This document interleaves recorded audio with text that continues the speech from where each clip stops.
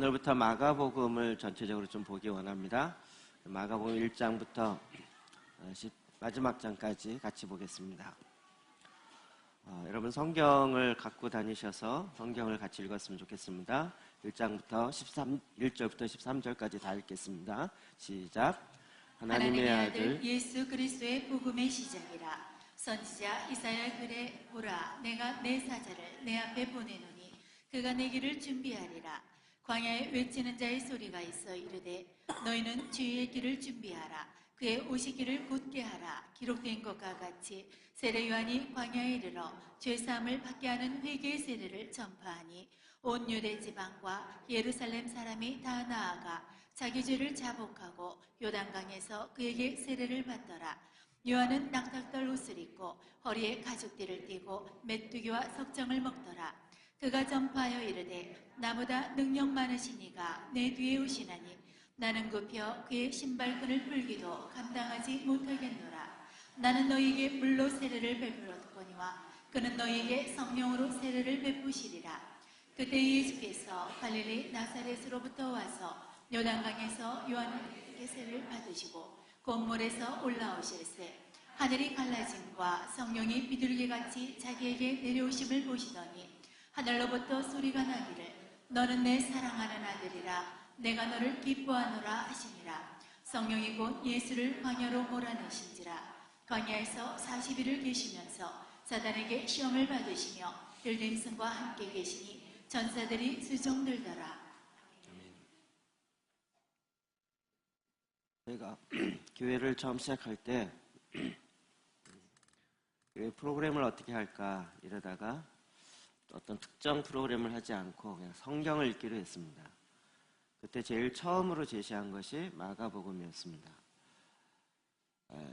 여러분이 만약에 성경을 통해서 주님을 만나고 또 말씀이 또 성경이 뭔지 더 알기를 원한다. 그러면 제일 처음으로 권하는 성경이 저는 마가복음입니다. 마가복음을 읽을 때 기본적인 전제를 좀 몇 가지 아는 것이 필요합니다. 마가는 예수님의 제자는 아니었습니다.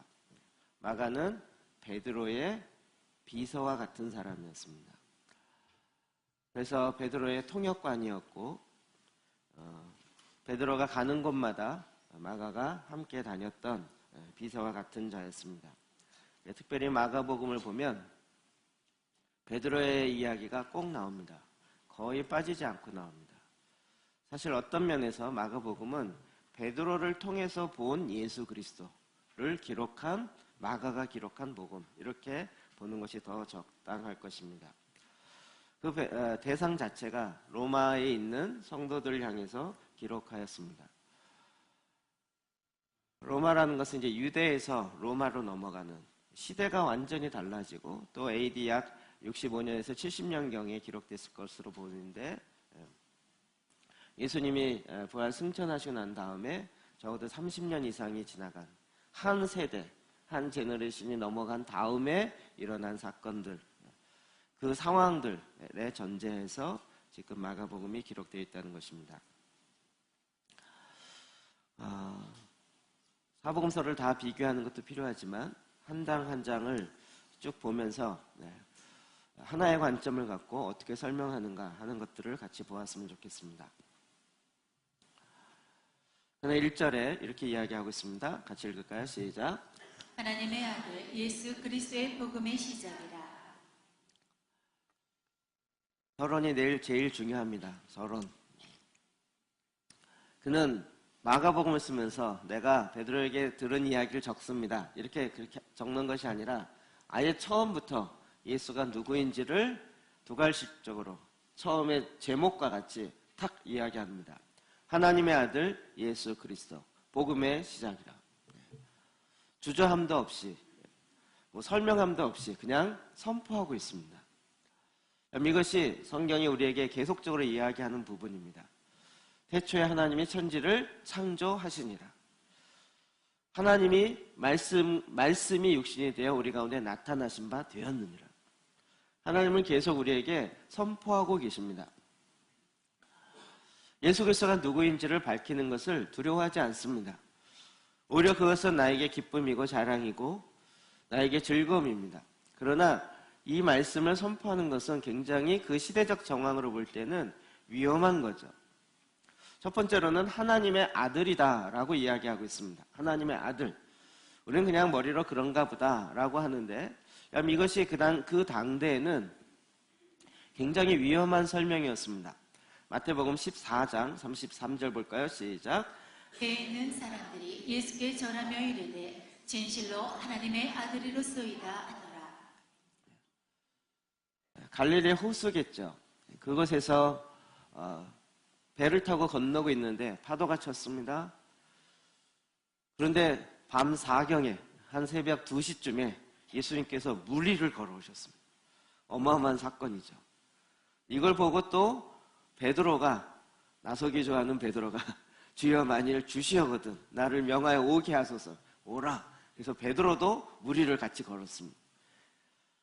그러다가 파도가 치는 것을 보고 두려워서 물에 빠졌습니다.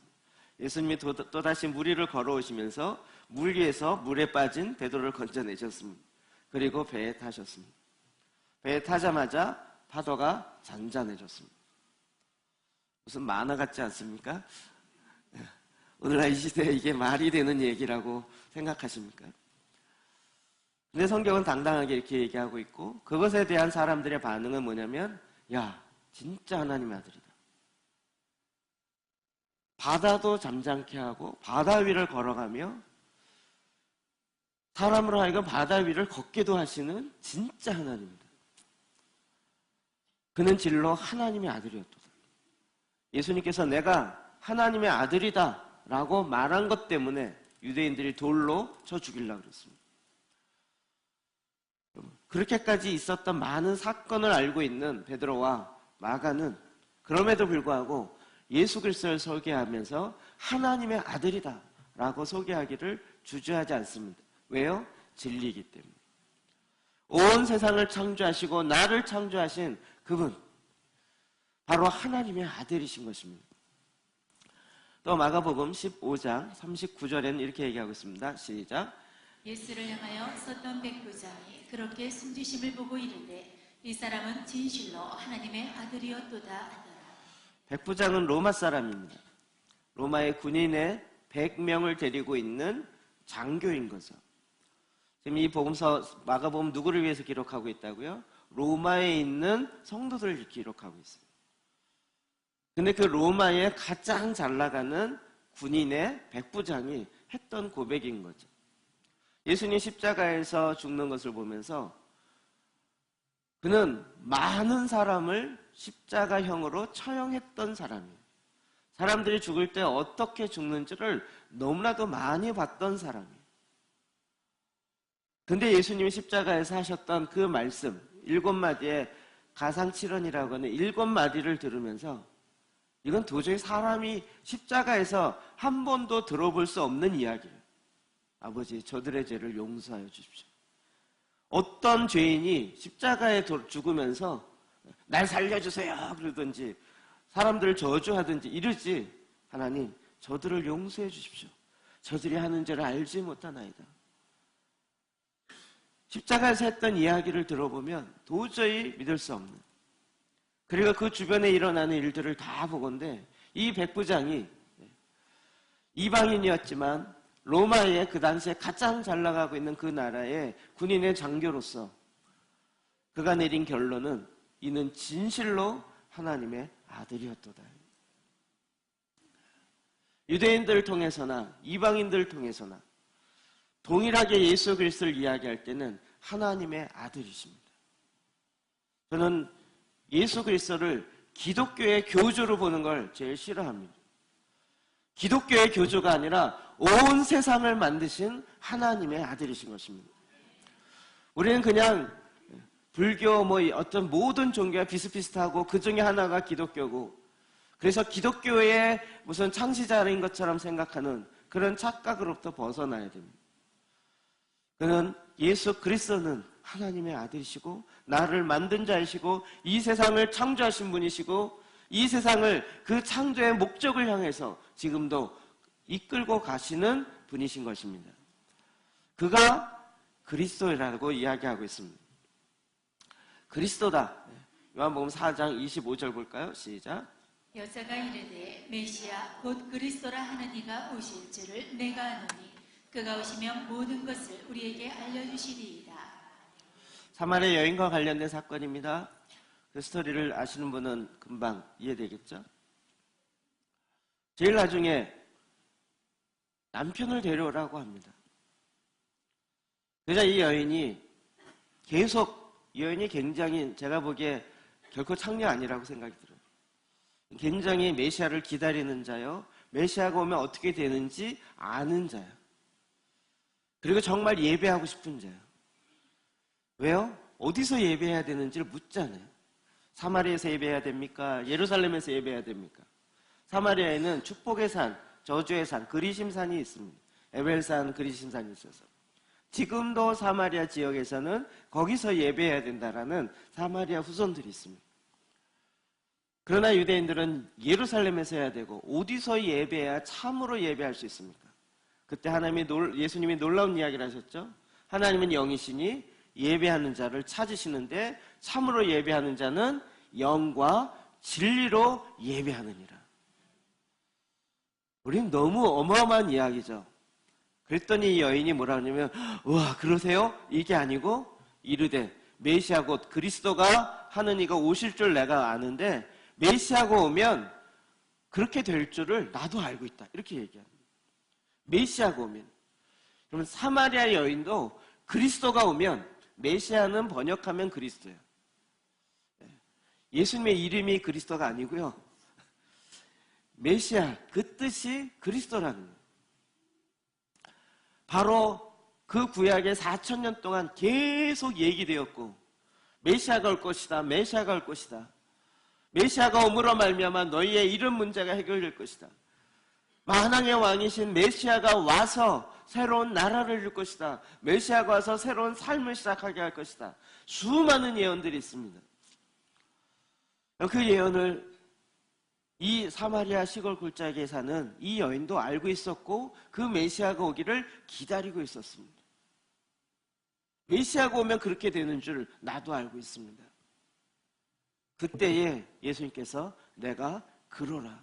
내가 메시아노라. 내가 그리스도노라. 이 여인이 당장 울두멍을 내버려두고 자기 동네로 뛰어들어가서 내가 메시아를 봤다. 메시아를 만났다 이러면서 전생에 전체를 다 복음을 전하는 자로 살았다고 합니다. 메시아를 만나는 자, 그리스도를 만나는 자, 기름 부음을 만난 자들이 일어나는 삶의 변화인 것입니다. 그럼 이것이 그 당대 고백하는 것이 얼마나 어려웠는지 나면서부터 안진뱅이 되어진 사건들을 통해서 보면 그 하나를 잡아낼 수 있습니다. 요한복음 9장 22절입니다. 시작.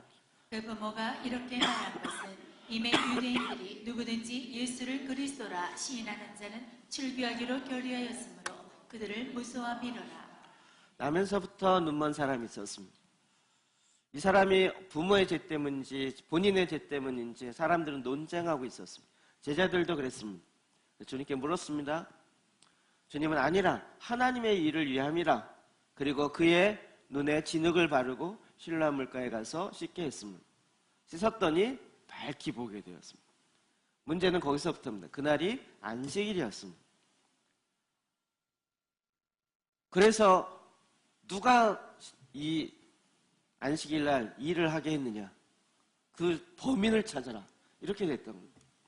그래서 부모들을 데려다가 놓고 부모에게 물어봤습니다. 당신이 누군지 아냐? 근데 부모의 대답이 너무나도 재미있습니다. 내가 아는 건 이 아이가 나의 아들인 것과 나면서부터 메인이었다는 것과 전에는 못 보는데 지금은 본다는 것을 압니다. 이렇게 대답했어요. 굉장히 지혜로운 대답이죠. 왜냐하면 부모가 이렇게 말한 것은 이미 유대인들이 누구든지 예수를 메시아라, 예수를 그리스도라, 예수를 기름 부음이라, 기름 부음 받은 자라고 시인하는 자는 유대교에서 아예 출교하기로, 쫓아내기로, 이단 중에서도 상이단위로 놓고 몰아내기로 결정했기 때문에 그들을 무서워해서, 그러나 자기 아들이 나면서부터 장님이었다. 지금 보게 되었다는 이 사실은 거부할 수가 없는 거죠. 그래서 고백했던 그의 고백입니다. 여러분, 그 당시에 예수는 메시아입니다, 예수는 그리스도입니다 라고 고백만 해도 그 유대교에서 쫓겨나야 되는 이런 분위기였습니다. 그럼에도 불구하고 마가와 베드로는 끊임없이 그 이야기를 죽는 그 순간까지도 포기하지 않고 계속 고백했던 것입니다. 예수는 그리스도라. 예수는 그리스도라. 지금 마가가 이 마가복음을 기록하면서 거의 처음부터 아예 핵폭탄과 같은 놀라운 선언을 하고 있는 것입니다. 예수는 그리스도라는 것. 예수는 기름 부음을 받은 자. 기름 부음 받았다는 얘기는 뭐죠? 왕이요, 선지자라는 것, 제사장이라는 것. 대부분 제사장보다는 왕과 선지자에 가깝습니다. 일반적인 왕이 아니라 만왕의 왕이시고, 그래서 이 땅에 있는 모든 왕들은 왕 중에 왕이신 주님 앞에 떨 수밖에 없는 거죠. 이 땅에 있는 거짓되어진 왕들, 거짓되어진, 잘못되어진 그 종교 이익을 얻으려고 하는 사람들은 진짜가 나타나면 두렵고 떨리는 거죠. 그래서 자기네들끼리 작당해서 예수를 메시아라고 고백하는 자들을 죽이기로, 출교하기로 결정하는 것입니다. 그럼 예수가 그리스도라는 것이 이 땅에 선포되어지는 것을 우리는 지금 자유로운 시대에서 너무나도 쉽게, 너무나도 편하게 이야기할 줄 모르지만 이것을 인정하지 않는 자에게는 가장 큰 위협이요, 협박과 같은 내용인 것입니다. 여러분, 이것을 그냥 흘려서 고백하지 마십시오. 예수는 바로 메시아이십니다. 기름 부음을 받은 자이십니다. 그래서 성경에 보면 독특한 표현이 나오는데 그리스도의 복음의 시작이라 이렇게 얘기해요. 그냥 우리는 복음의 시작. 그래서 복음이 뭐냐? 그러면 오늘날 너무나도 쉽게, 제가 그런지 모르겠지만 사형리로 돌아가요. 사형리로. 그런데 성경은 계속 그리스도의 복음 이렇게 얘기해요. 그리스도의 복음. 좋은 소식의 복음, 여기서 끝나는 것이 아니라 그 좋은 소식이란 무엇이에요? 예수가 그리스도라는 그 복음이 증거되기 시작합니다. 고린도후서 2장 12절입니다. 시작. 내가 그리스도의 복음을 위하여 드로아의 이름이 주 안에서 문인에게 열렸을 때. 복음의 핵심은 예수 그리스도입니다. 복음의 완성은 예수 그리스도이십니다. 안식일의 완성도 예수 그리스도입니다. 모든 일의 시작과 천지 창조의 그 예수 그리스도로 말미암아 세상이 만들어지는 것입니다. 저는 복음이 어떠한 신학적 지식이라고 생각했어요. 어떠한 논리라고 생각했어요. 근데 성경을 읽으면서 이해가 안 돼요. 예수님이 자꾸, 저는 어렸을 때부터 많이 들었던, 내가 곧 길이요 진리요 생명이래요. 이거 그냥 비유법이겠지. 예수님은 진리의 말씀을 많이 하시는 좋은 선생님과 같은 그런 분이라는 뜻이겠지. 근데 예수님은 그냥 진리다 이렇게 얘기해요. 예수님은 생명이다. 생명처럼 소중한 분이란 뜻이겠지. 자꾸 이렇게 생각한 거예요. 교회를 다니면서. 근데 어떻게 한 인격이 진리다 이렇게 될 수 있냐?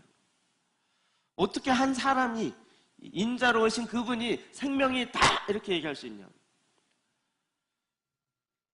근데 우리가 믿는 이 복음은 바로 그것을 고백하는 자요, 그것을 아는 자요, 그것을 내 삶에 누리는 자인 거죠.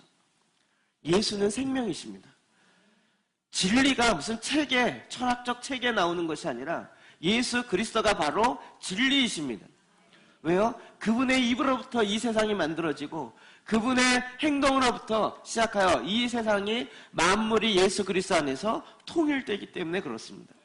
주님이 다시 오셔서 그 입의 공의와 진리로 이 땅을 심판하시고 그 심판은 하나도 어긋나는 것이 없을 것입니다. 다시 말하면 너는 교회 잘 다녔으니까 내가 봐줄게 이런 것이 없다는 거예요.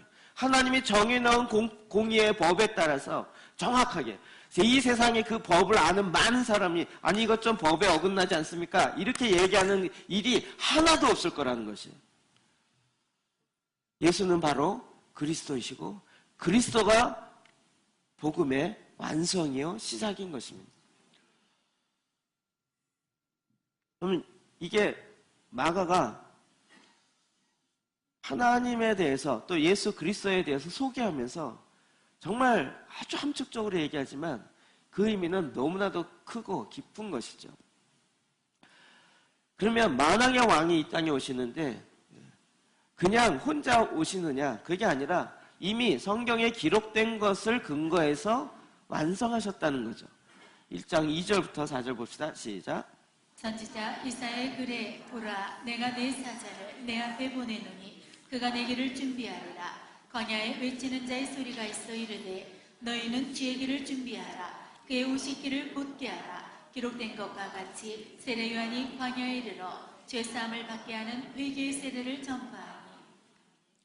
우리 왜 2절부터 이사야의 글을 선지자 이사야의 글을 인용하는지 잘 이해 안 되지만 그러나 지금 마가는 이 이사야의 선지자의 글을 인용하는 이유는 이사야의 가장 많은 메시아의 예언에 대한 선포가 있는 거죠. 그러니까 지금 이 예수 그리스도가 이 땅에 오심은 구약과 연결되어 있다는 거예요. 그리고 그 선지자의 예언과 연결되어 있고 그 이사야 선지자가 예언했던 바로 그분이라는 거예요. 근데 이사야가 뭐라고 예언했냐면 이사야의 글에 보라 내가 내 사자를 내 앞에 본 메시아가 오기 전에 그 앞에 메시아의 오실 길을 미리 닦는 예비하는 그런 그 사신과 같은 자가 먼저 온다는 거예요. 그가 와서 메시아 오실 길을 미리 준비시킨다는 거예요. 그가 내 길을 준비하리라. 광야에 외치는 자의 소리가 있어 이르되 주의 길을 예비하라. 주의 길을 준비하라. 라고 외치며 주님이 메시아가 오실 길을 예비하는 자가 있을 거라는 거예요. 그렇게 예언되어 있다는 거예요. 네, 그렇게 예언되어 있는 것과 같이 세례 요한이 광야에서 이르러서 죄사함을 받게 하는 회개의 세례를 전파하고 있다. 이게 얼마나 구약에 예언된 것과 정확하게 일치하고 있느냐라는 거죠. 그래서 준비하라는 거예요. 메시아의 오심을 맞이하고 받아들일 준비를 하라는 거예요. 어떻게 준비해요? 광야에 외치는 자의 소리를 들어보라는 거죠. 광야에 뭐라고 외치고 있습니까? 회개하라. 그래서 세례 요한이 이 땅에 외쳤던 첫 이야기가 무엇이에요? 회개하라. 천국에 갖고 왔네. 회개하라. 돌이키라. 회개에 대해서는 제가 참 많이 이야기했지만 회개는 더 이상 부정적인 메시지가 아니라 이제는 하나님께 돌아가라. 메시아에게로 돌아가라. 그리스도에게로 돌아가라. 너의 경험, 너의 생각 다 내려놓고 하나님의 방법, 하나님의 말씀하심으로 돌아가라. 이 돌이키다라는 것이 회개하다라는 거예요. 그동안 내가 어떠한 업적을 쌓았든지 다 좀 내려놓고 하나님께로 돌아가라. 하나님 이 복음의 시작이요 복음의 완성인 예수 그리스도에게로 돌아가라. 말씀으로 돌아가라 라고 얘기하는 거죠. 오늘날 마지막 때여서 깨어나야 된다. 깨어나야 된다. 아주 깨어나야 된다는 얘기는 수없이 듣습니다. 근데 깨어난다는 얘기가 뭘 의미하냐는 거예요. 깨어나서 어떻게 해요? 밝히 보고 이제는 빛 가운데로 살아나야 되는 거죠. 눈을 감고 어두운 가운데 살던 자들이 아니에요. 눈을 뜨고 빛 아래에서 빛 가운데로 빛으로 말미암아 살아가는 자가 돼요. 그러면 돌이켜야죠. 잠자던 거에서 일어나야죠. 옷도 바꿔 입고 얼굴도 좀 씻고 깨끗하고 정결함으로 살아야죠. 그게 무엇이에요? 돌이켜야 된다는 거예요. 그럼 회개 없이 하나님의 은혜가 임하게 되어지면 오히려 이상한 경향을 많이 낳습니다. 제가 보기엔 하나님의 은혜는 끊임없이 부어주시는 것 같아요. 근데 마음에 진정한 돌이킴이 없이 엉뚱한 쪽으로 빠지는 경우들을 많이 봅니다. 그래서 7절, 8절입니다. 시작. 그가 전파하여 이르되 나보다 능력 많으신 이가 내 뒤에 오시나니 나는 그 벽 위에 신발끈을 풀기도 감당하지 못하겠노라. 나는 너에게 물로 세례를 베풀었거니와 그는 너에게 성령으로 세례를 베푸시리라. 놀라운 얘기를 하고 있죠. 세례 요한은 물로 세례 주지만 내 뒤에 오시는 분은 성령으로 말미암아 세례를 준다. 그러면 처음부터 성령의 이야기를 하고 있어요. 제가 저의 배경 때문에 그런 것 같아요. 저는 어렸을 때부터 장로교회만 있고 저희 교단을 떠나본 적이 없는 사람이라. 성령은 항상 저 뒤에 있어요. 예수님을 믿고 하나님을 잘 믿은 다음에 여차여차해서 나중에 잘하면 성령의 충만함을 받아서 망언도 하고 못도 하고 못도 하고 뭐 이런 식의 접근이 늘 있어 왔어요.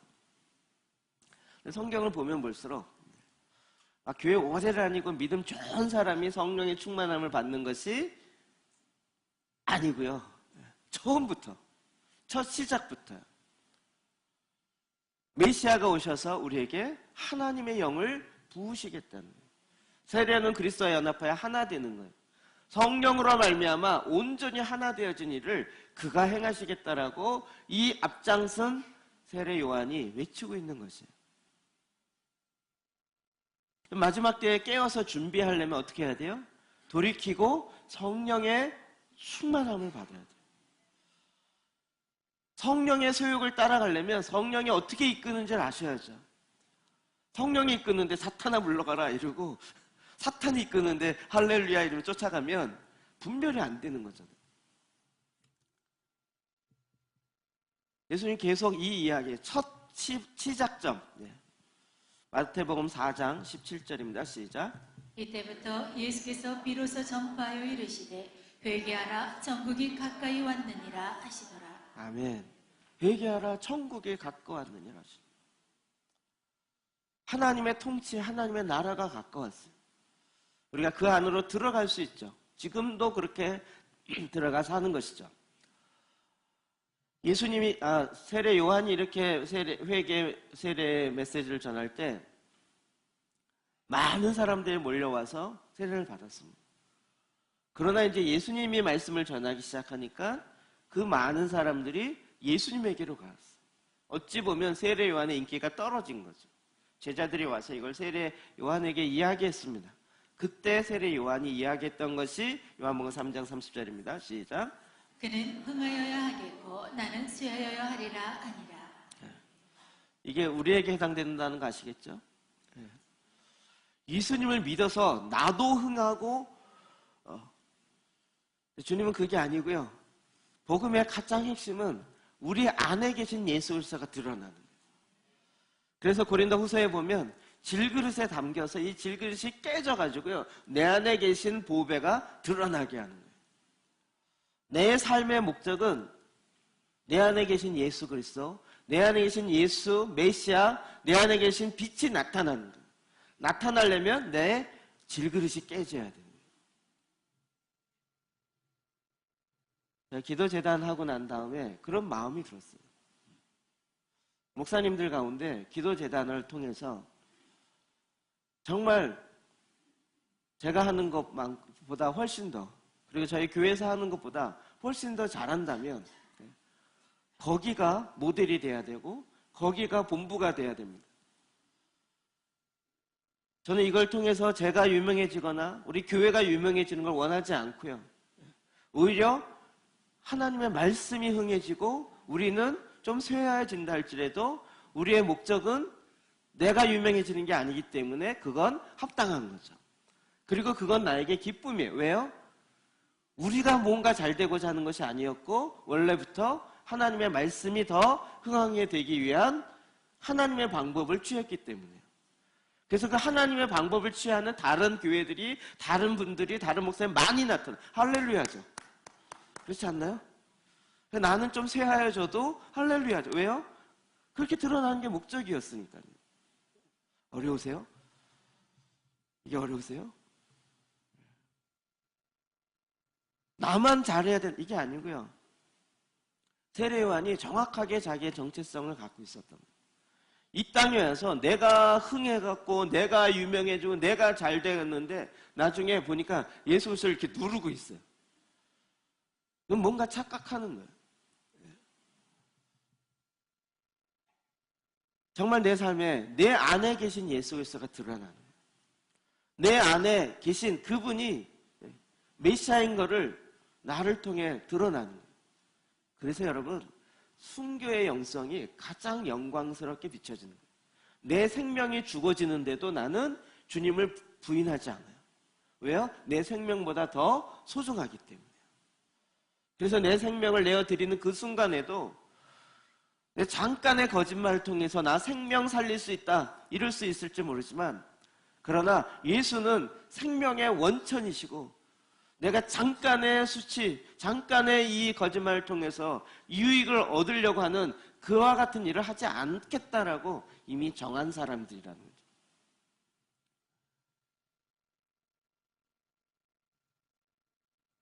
사실은 이 메시아, 마가복음을 통해서 마가는요 굉장히 장면이 빨리빨리 진행돼요. 저도 하나하나 깊이 설명하고 싶은 욕구가 자꾸 일어나지만 빨리빨리 좀 진행하겠습니다. 그래서 이제 9절에서 11절이 나옵니다. 그 다음 사건이 일어납니다. 시작. 그때 예수께서 갈릴리 나사렛으로부터 와서 요단강에서 요한에게 세례를 받으시고 곤물에서 올라오실새 하늘이 갈라짐과 성령이 비둘기같이 자기에게 내려오심을 보시더니 하늘로부터 소리가 나기를 너는 내 사랑하는 아들이라 내가 너를 기뻐하노라 하시니라. 그럼 이게 예수님이 세례를 받았다라는 객관적 사실만을 기록하려고 했던 것이 아니겠죠. 그렇죠? 마가는 그걸 통해서 지금 예수가 누구인지를 더 예수의 정체성, 더 설명하고 더 선포하고 있는 거예요. 그 예수님도 세례 요한에게 세례를 받았는데 그때에 다른 사람과는 좀 다르게 놀라운 일이 일어났는데 하늘에서 하늘이 갈라졌어요. 오픈 헤븐이 되고 그리고 성령이 비둘기같이 자기에게 내려오심을 봤어요. 뿐만 아니라 하늘로부터 하나님의 소리가 들렸는데 너는 내 사랑하는 아들이라 내가 너를 기뻐하노라 라는 음성을 듣게 됩니다. 이게 우리에게는 좀 확 안 닿는 부분이 있지만 유대인들이 주로 보는 70인역이라고 하는 그 성경에 보면 창세기 1장 2절을 이렇게 설명하고 있어요. 좀 읽어볼까요? 시작. 땅이 혼돈하고 공허하며 흑암이 깊음 위에 있고 하나님의 영은 수면 위에 운행하시니라. 하나님이 이르시되 빛이 있으라 하시니 빛이 있었고. 하나님의 영은 성령님은 수면 위에 운행하시니 이렇게 되어 있는데 그 아람어 성경으로 되어 있는 것을 보면 성령님은 비둘기처럼 수면 위를 헐헐 날아다니시니라. 하나님이 이르시되 빛이 있으라 하시니 이렇게 되어 있어요. 하나님의 성령은 수면 위를 비둘기처럼 헐헐 날아다녀요. 그러니까 지금 예수님이 세례를 받을 때 비둘기와 같은 성령이 내려오시는 것은 창세기 1장에 나타난 사건과 그냥 오버랩이 되는 거예요. 비둘기가 내려와. 비둘기가 언제 내려왔지? 천지를 창조할 때 하나님의 영이 성령님이 비둘기같이 헐헐 날아다녔다고. 이게 지금 어마어마한 사건을 설명하고 있다는 거 아시겠어요? 예수님이 세례를 받으시며 이 사건은 지금 천지가 창조되어진 그 사건과 맞먹는 사건으로 들어가는 거예요. 그때 이미 성령께서 그 안에 비둘기같이 임하였다는 거예요. 삼위일체 하나님은 천지 창조부터 시작하여 항상 함께 일하셨어요. 구약은 성부 하나님 시대고 신약은 예수님 시대고 오늘날 성령 시대고 아니라고요. 천지 창조할 때도 하나님이 말씀을 계시고 말씀하셔요. 하나님의 신은 헐헐 날아다니세요. 그리고 빛이 있으라 말씀하시며 말씀이 뭐죠? 하나님의 말씀이 거하세요. 말씀이 육신되어 우리 가운데 나타나신 바 된 것이 바로 예수 그리스도인 거죠. 그러니까 천지 창조 때부터 그리고 지금 세례를 받는 이 순간에도 하나님의 영이 비둘기와 같이 내려오세요. 그리고 하늘에서 하나님이 말씀하세요. 이는 내 사랑하는 아들이 내 기뻐하는 자라. 그리고 그 말씀의 실체이신 예수님이 그 앞에 계세요. 그 세 분은 한 번도 사랑이 이렇게 사랑 싸움을 하거나 갈라지거나 의견 충돌이 일어나서 좀 이렇게 티각티각 이래 본 적이 없으세요. 항상 사랑과 존중으로 온전히 하나가 돼 있으세요. 삼위일체 하나님. 예수님이 지금 세례를 받는 이 장면에도 동일하게 이것이 같이 나타나고 있는 것이에요. 우리 예수가 메시아이시고 하나님의 아들이시고 이 복음이 우리 안에 시작되어지는, 내 안에 시작되는 것도 동일한 역사예요. 내가 하나님의 자녀가 되어지는 것도 그냥 어쩌다 예수 믿고 어쩌다 이렇게 된 것이 아니라 하나님이 예정하시고 그 말씀으로 나에게 들려주시고 성령이 비둘기같이 훨훨 날아다니면서 내 안에 거하시는 거예요. 그리고 나에게 말씀하시는 거예요.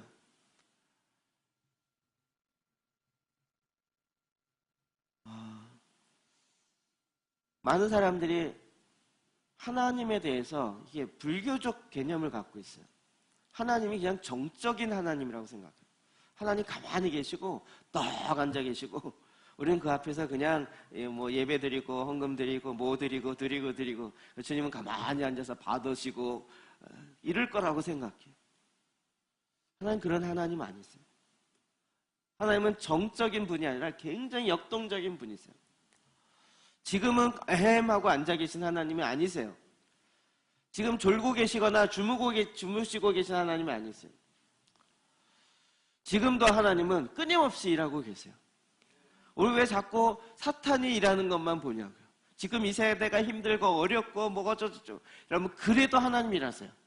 우리 그것만 바라보고 있어서 그렇지 하나님 지금 이 안에서 얼마든지 하나님의 역사를 일으키고 계시는 거예요. 어찌 보면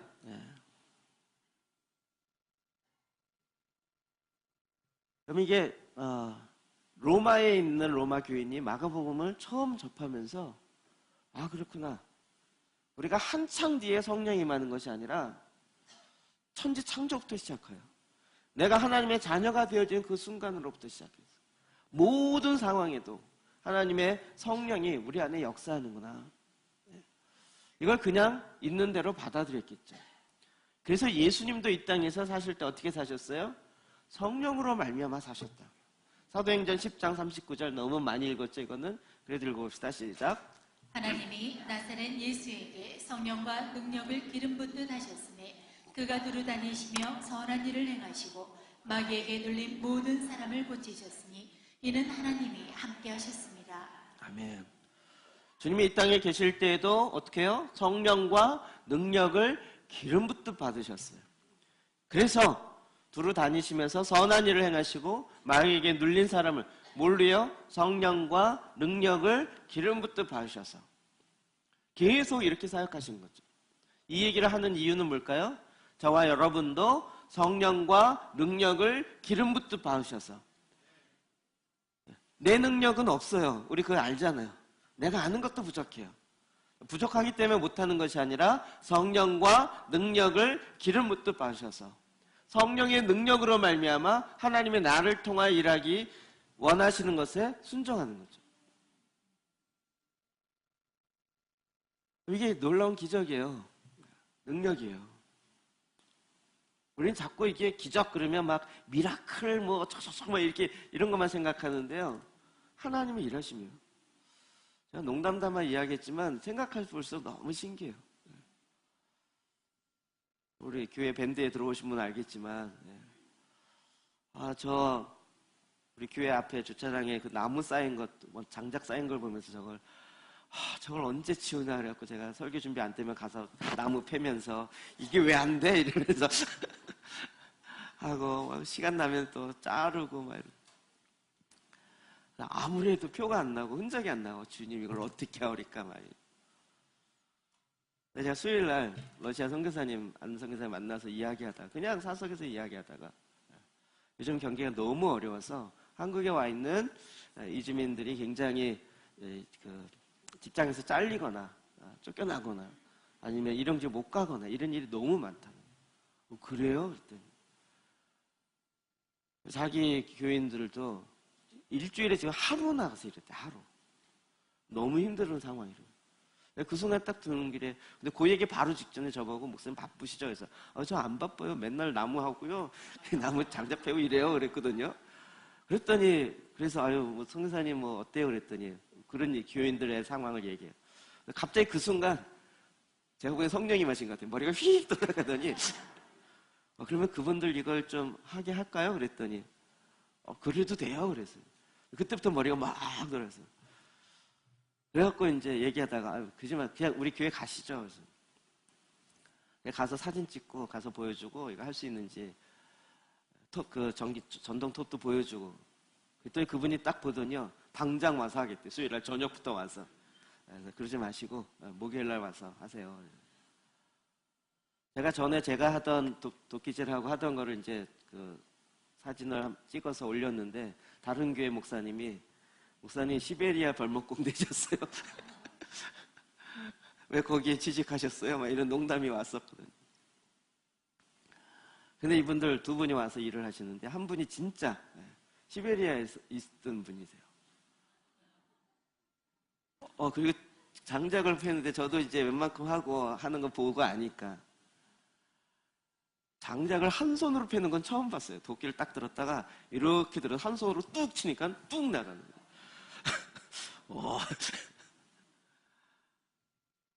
그리고 이 전동톱이 모터 엔진에 처음에 시동 걸 때요, 우리는 땅에 놓고 발로 밟고 막 이래야 되는데, 딱 들더니 공중에서 드르륵 가고. 와, 이따만 등치도, 이게, 요 가슴과 등하고 이 면적 이렇게 듣고요. 와. 진짜 일하는 게 막 감동이 되면서 아름답더라고요. 이렇게. 야, 일 진짜 하신다. 그날 저녁에 생각하면서, 야, 이거 하나님이 보낸 천사다. 이 생각이 확 드는 거예요. 확 드는 거예요. 그분은 진짜, 또 이분들이요, 너무 고마워갖고 쉬지도 않아요. 보통 이제 이게 힘든 일이잖아요. 그러면 이제 50분 일하고 10분 쉬고 뭐 이렇게 해야 되잖아요. 쉬지도 않아요.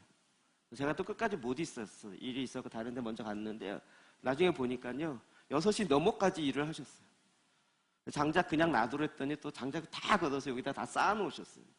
쓰러질 것 같이 쌓아놓으셨어요. 이것도 성령과 능력으로 하나님 일하시는. 또 그거는 또 이게 또 예상이 없던 경비가 나가면 저는 또 이거 재정을 어떻게 해야 되나 고민스럽잖아요. 이걸 어떻게 해야 되나 고민하다가 또 하나님 지혜를 주시는 거예요. 그래, 우리 커피 여러분 아메리카노 커피 할 때 1,000원씩 내시잖아요. 그게 지금 고려인 위해서 쓰기로 했었거든요. 그게 모아놓은 게 한 180만 원 되더라고요. 그래서 이제 그 사역을 하면 쓰려고 했었는데, 이거 여기다 쓰면 좋겠다 이런 마음이 들어갔고, 그분들 또 그걸로 이제 딱 드렸어요. 그거 진짜 누이 좋고 매부 좋고 다 좋은 거예요. 여러분 1,000원씩 내세요. 성령께서, 여러분 내가 못한다고 안 하고 있는 게 아니고요, 하나님께서 이상하게 사람을 붙이세요. 하나님께서 권능을 행하시는데 어떨 때는 나를 통해 행하지 않을 때 참 많아요. 그래도 하나님이 일하신 걸 보면서 우리는 기뻐할 수 있는 거죠. 계속 우리 안에, 우리가 지금 그리스도인이란 뭐냐면 내 안에 예수님께서 행하시도록 내어드리는 거예요. 예수님 지금 이 사람에게 가서 위로의 말을 하고 싶은데 그 말을 전달할 사람이 없어요. 그러면 기도자에게, 하나님의 제사장들에게, 백성에게 가서, 야, 너 저에게 가서 이 말을 전해라. 그러면 가서 입을 내어드리는 거예요. 입을. 하나님 당신을 위로하세요. 하나님 당신을 기뻐하신대요. 라고 그 말을 전해줘요. 아니, 없는 말 만들어서 전하라면 힘들지만 하나님이 하라는 것만 갖고 가서 전하면 되는 거예요. 그러면 거기에 성령의 능력이 나타나요. 일하심이 나타나요. 누가복음 4장 14절이요. 시작. 예수께서 성령의 능력으로 갈릴리에 돌아가시니 그 소문이 사방에 퍼졌고. 성령의 능력으로 말미암아, 예수님의 능력보다는 성령의 능력으로 말미암아 병든 자 고치고 귀신을 내어쫓고 하나님의 말씀을 선포하고 복음을 증거하고 성령의 능력이 나타나니까 사람들이 이건 말할 수가 없어요. 이게 어떻게 되지? 사람의 힘으로 안 되는 건데. 하나님 그 일하시더라고요. 하나님은 진짜 저와 여러분 가운데 지금도 이렇게 하길 원하세요. 그럼 이 이야기를 마가가 로마에 있는 성도들에게 이 마가복음을 쓰면서 이 사건을 기록한 이유는 뭘까요? 여러 정말 수많은 사건들이 있을 텐데 요것을 특별히 기록한 이유, 계속 전제되겠죠. 로마에 있는 박해받는 상황. AD 70년에 예루살렘이 무너지고 그 다음에 90년, 100년까지 가장 강력한 3번에 걸친 기독교 박해가 일어나요. 1차 박해, 2차 박해, 3차 박해. 그럼에도 불구하고 성령의 능력을 힘입어서 우리는 얼마든지 그리스도인으로 살 수 있다. 하나님은 하나님의 영을 비둘기와 같이 펄펄 날아다니게 하셔서 이 땅을 창조하시는 그 하나님의 성령님이 우리 가운데 임하셔서 우리로 하여금 펄펄 날아다니게 해요. 그래서 기독교는 정적이지 않다고요. 이게 어려운 얘기가 아니고요. 부모가 자녀를 통해서 해줄 때 보면 자녀를 위해 하는 일이라면 부모가 헐헐 날아다녀요. 그런 거 아세요? 저희 아내가 저희 딸한테 이유식 먹일 때 보니까 야 진짜 좋다는 거는 다 했다가 갈아다가 지극정성으로 해갖고 만들어서 이유식을 해서 먹이더라고요. 자녀를 위하는 일이라면 마다하지 않고 막 부모가 달려들고 그 열심은 정말 세상 모두에게 유명하잖아요. 한국 아줌마의 열심이요. 절대 가만히 있지 않아요. 그 일을 자녀를 위한 것이라면 쉬지 아니하고 끊임없이 더 못 쪄서 안 다리지 더 돌아다니면서 주변을 휘휘 날아다니면서 얘가 뭐 필요해 그러면 막 왕창 갖다 허락해주고 일을 해줘요. 성령님도요. 하나님도 지금 우리 주변에서 이 일을 이루세요. 이 역사를 이루세요. 하나님 주무시고 계시지 않아요. 이제는 내 힘과 내 생각이 아니고 내 안에 계시는 예수 그리스도의 그 말씀 그리고 내 안에 계시는 성령과 성령의 능력으로 말미암아 사는 새로운 피조물, 새로운 세상이 시작되고 있다고요. 그래서 신약이 시작되어지면서 어떤 면에서 그동안 있었던 것에 계속 되긴 하지만 차원이 더 한 단계 업그레이드된 새로운 시즌이 들어오기 시작한 거예요. 성령으로 말미암아 일어나는 새로운 역사들이요. 그렇게 새로운 역사가 일어나니까 그 다음에 바로 드러나는 게 뭐냐면 사단과의 싸움인 거예요. 마태복음 1장 12절 13절입니다. 시작. 성령이 곧 예수를 광야로 몰아내신지라 광야에서 40일을 계시면서 사단에게 시험을 받으시며 들짐승과 함께 계시니 전사들이 수종들더라. 아멘. 성령께서 예수님을 광야로 몰아. 왜요? 사단과 싸워서 이겨야 됩니다. 우리가 그리스도인으로 온전히 준비되고 훈련되어지면 그 다음은 뭘까요? 그렇죠? 세상에 나가서 이 사단의 일을 멸해야 되는 거죠. 우리가 말씀으로 양육되어지고 그래서 내 속사람이 강건케 되어지고 악한 자와 싸워 이길 수 있을 그런 당당함이 내 속사람이 성장돼요. 그러면 이 세상 나가서 어둠의 권세를 내어쫓고 사단의 일을 멸하고 그 가운데 하나님의 말씀으로 세워질 수 있는 그 일을 하는 거죠. 여기에 보시면 광야에서 40일을 계시면서 사단에게 시험을 받으시며 누가 같이 있어요? 들짐승과 함께 계시니. 들짐승과 함께 있어요. 어떤 느낌이 드세요? 세상 가운데 들짐승과 같이 있어요. 양인데 세상 가운데 나갔는데 완전히 늑대들 가운데 있는 양과 같은 느낌이에요. 그럼에도 불구하고 하나님이 함께 보호하시는 거예요. 그리고 그 싸움에서 오히려 이길 수 없는 것 같은 그 싸움에서 이기게 하시는 거죠. 그래서 세 가지의 시험이 있었다는 거 잘 아시죠? 첫 번째는 마태복음에 보면 자세히 나타나는데 돌로 떡이 되라고 하는 것이었어요. 그걸 가지고 예수님이 말씀으로 대항하십니다. 마태복음 4장 4절입니다. 시작. 예수께서 대답하여 이르시되 기록되었으되 사람이 떡으로만 살 것이 아니요 하나님의 입으로부터 나오는 모든 말씀으로 살 것이라 하였느니라. 자, 이 말씀이 그냥 예수님이 이 말씀 갖고 사단에게 해서 이겼구나. 예수님 잘 싸우셨어요. 여기서 끝나는 걸까요? 그렇지 않겠죠? 마가가 이것을 기록하는 것은 지금 로마에 있는 성도들도 그리고 오늘날 우리들도 어떻게 살아야 되는지를 알려주겠죠. 성령으로 말미암아 비둘기 같은 성령으로 말미암아 훨훨 날아다니는 성령님이 우리 가운데 임하셔서 이제 성령으로 말미암아 예수는 그리스도라고 믿는 자들은 어떻게 살기 시작해야 돼요? 하나님의 입으로부터 나오는 말씀으로 살 것이라고요.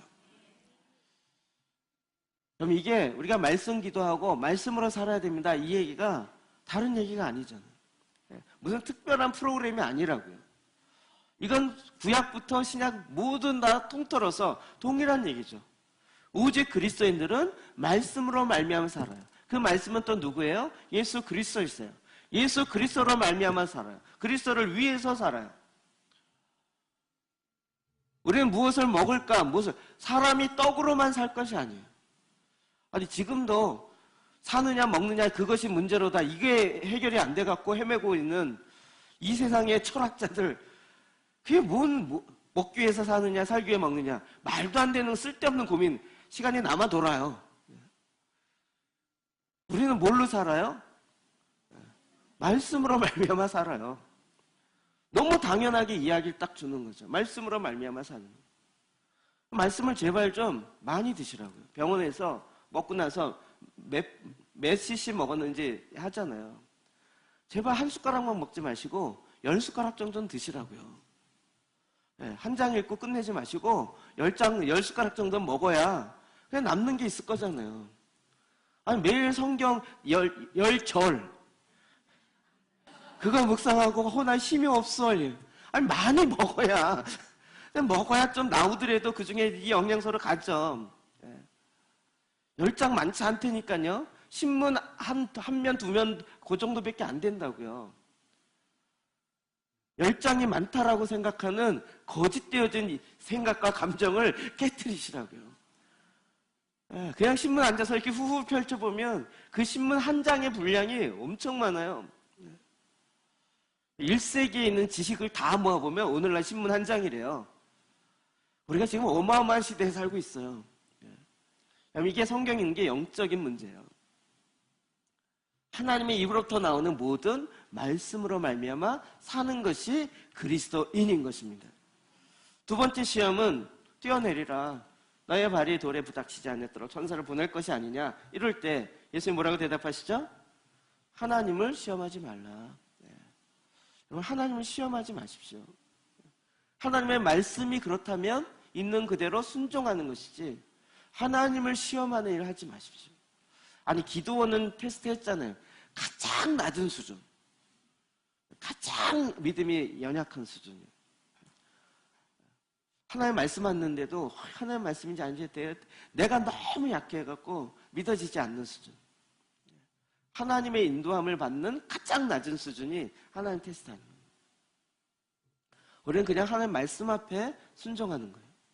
그래서 세 번째로는 천하 만물을 보여주면서 나에게 경배하라는 거죠. 그때 예수님 뭐라고 대답하십니까? 10절 시작. 예수께서 말씀하시되 사단아 물러가라. 기록되었을 때 주 너의 하나님께 경배하고 다만 그를 섬기라 하였느니라. 아멘. 하나님만 섬겨라.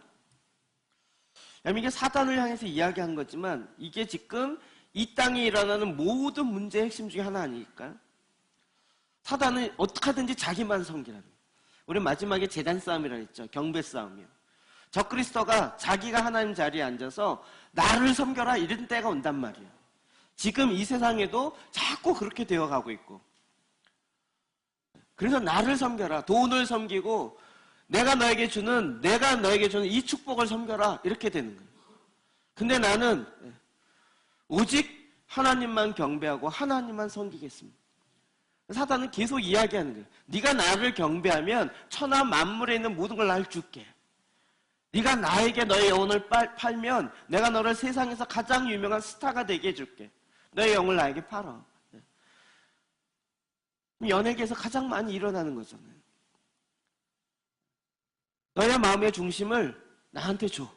그러면 내가 너를 이 세상에서 훌륭하게 해줄게. 아주 유명하게 해줄게.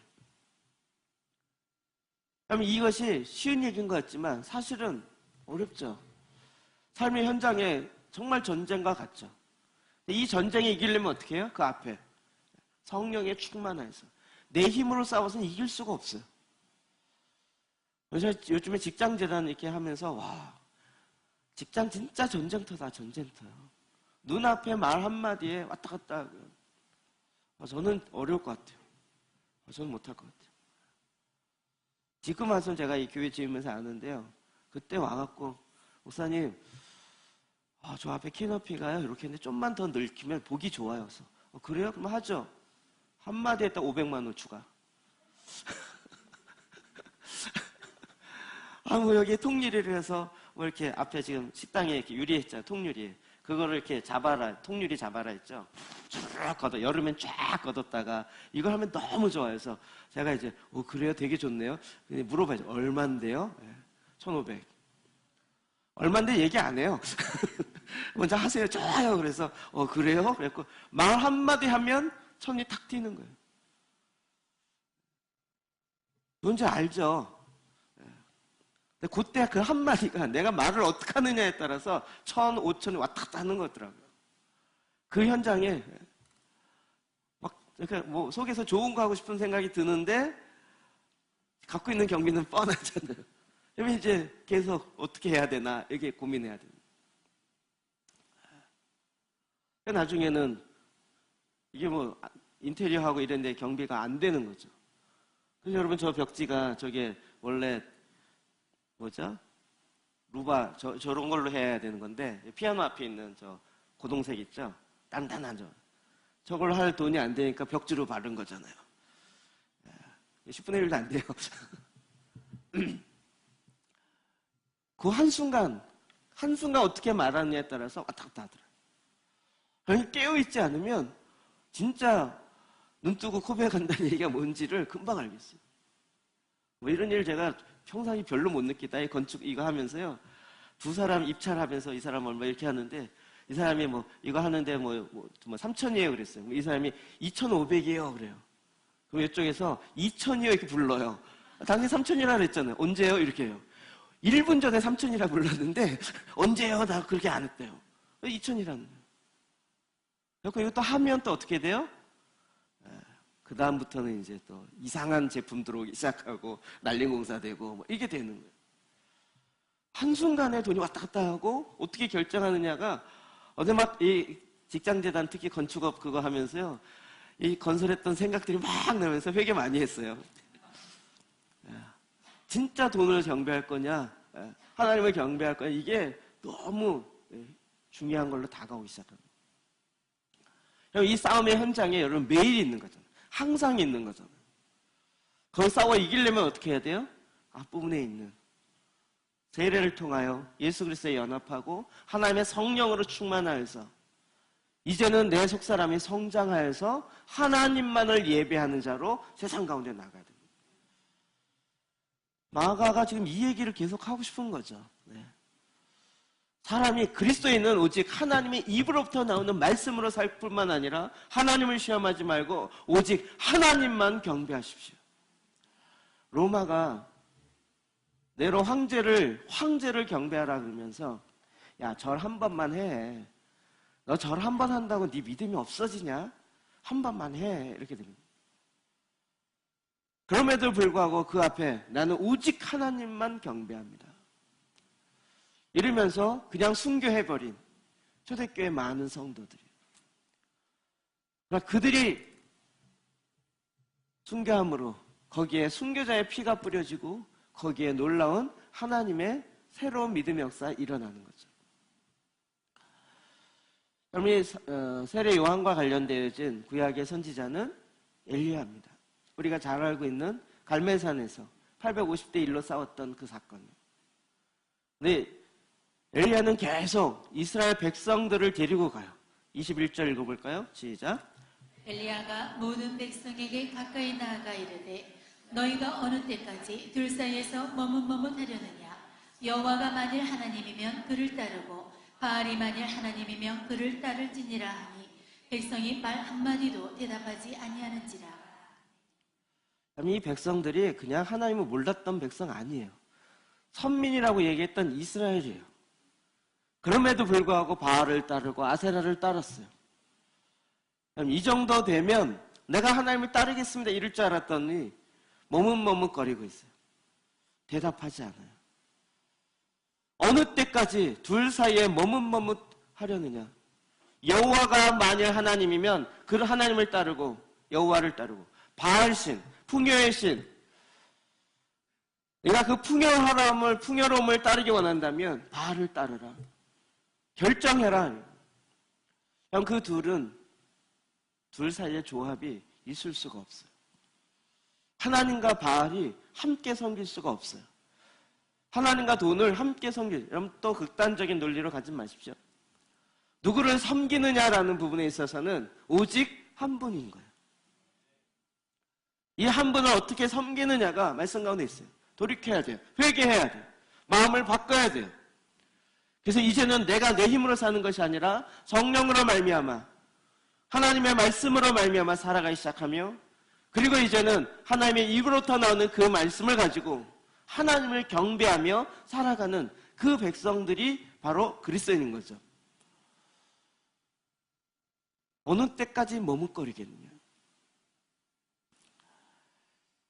지금도 이게 끊임없이 나오는 얘기입니다.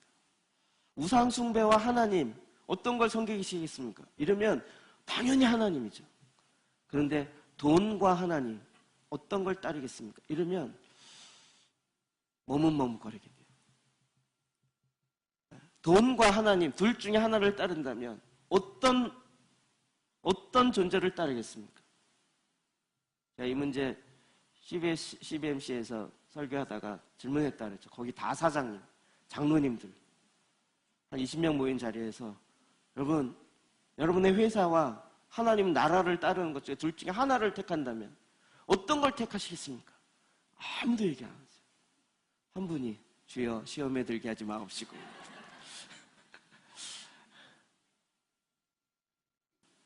하나를 선택해야 된다는 차원이 아니고요. 우선순위가 뭐냐라는 거예요. 내 마음에 전정으로 있는 우선순위가 무엇이냐. 마지막 때에 지금 한국 기독교가요 계속 머뭇거리고 있어요. 머뭇거리고 있어요. 내가 그냥 정적으로 예수 믿고 나는 구원받으면 되고 그냥 여기서 그냥 좋게 살고 교회에서 적당히 이렇게 봉사하고 직장 나가서 돈 이렇게 은혜로 많이 벌고 이러면 되지 않느냐라는 아주 물탄 이상한 복음도 아닌 이상한 것에 물들어갔고요. 그런 사람도 하도 많으니까 오직 말씀으로 오직 하나님만 섬겨야 돼. 그러면 꼭 그렇게 믿어야 돼. 신앙생활 그렇게 꼭 극단적으로 해야 돼. 이렇게 얘기하는 교회 다니는 사람이 너무 많은 거예요.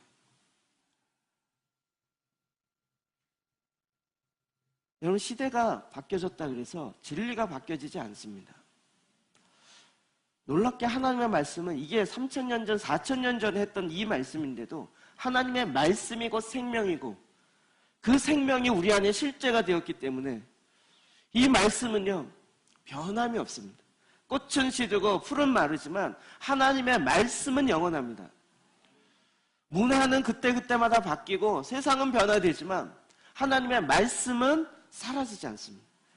성경 얘기죠. 전 세계가 다 지구가 멸망된다 할지라도 하나님의 말씀은 사라지지 않습니다. 그러면 우리가 무엇을 위해 살 것입니까?